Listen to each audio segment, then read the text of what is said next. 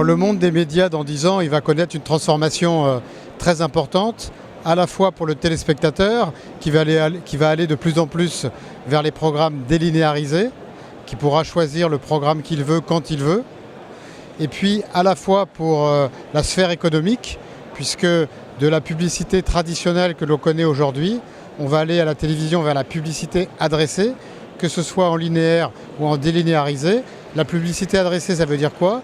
Ça veut dire la publicité ciblée, comme on la connaît déjà sur Internet, mais pour l'annonceur, avec une capacité créative beaucoup plus attractive, avec pour le téléspectateur une intrusion beaucoup moins violente que la publicité ciblée sur Internet, puisque finalement la publicité deviendra captive pour le téléspectateur, puisqu'il aura la publicité des produits qui l'intéressent, donc il la vivra beaucoup mieux.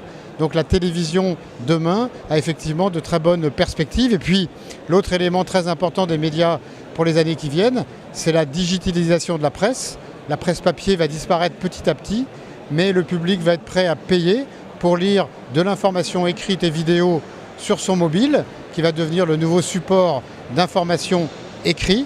Et là aussi, le groupe Altice est tout à fait engagé dans ce projet avec SFR Presse. Je rêve à continuer de contribuer à faire changer les choses dans le monde des médias. C'est vrai que moi j'ai commencé il y a plus de 30 ans maintenant dans la radio. C'était la FM qui était déjà elle-même une transformation, et même au début de ma carrière, je me rendais compte que c'était passionnant de contribuer à son niveau au changement du monde de la radio. Après, avec BFM TV, j'ai contribué avec toute l'équipe et avec d'autres à changer l'information à la télévision.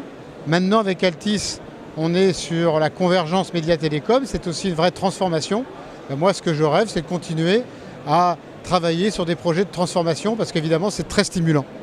Évidemment, j'utilise beaucoup l'appli de BFM TV, parce que c'est celle avec laquelle je m'informe. Ça ne veut pas dire que je ne vais pas voir d'autres applis, parce que je suis toujours à la recherche de bonnes idées, et en France, à l'étranger.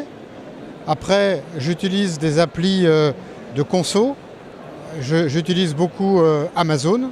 Je suis un très bon client d'Amazon, et je suis aussi un très bon client de venteprivée.com.